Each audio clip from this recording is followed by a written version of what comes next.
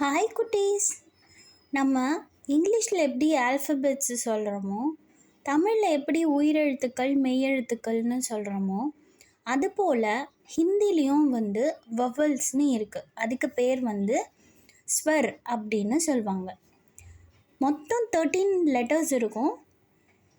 இதை நம்ம என்னென்னு சொல்வோன்னா வவல்ஸ்ன்னு சொல்வோம்.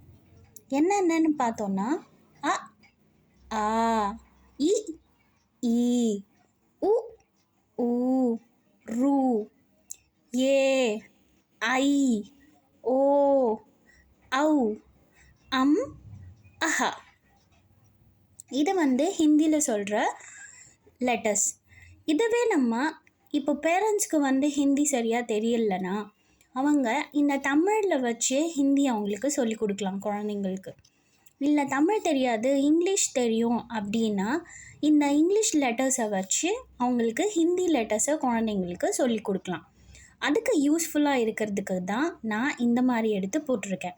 இந்த மாதிரி யூஸ்ஃபுல்லாக எஜுகேஷன் ரிலேட்டடான வீடியோஸ் உங்களுக்கு தேவைன்னா கண்டிப்பாக இந்த சேனலை சப்ஸ்கிரைப் பண்ணி வச்சுக்கோங்க.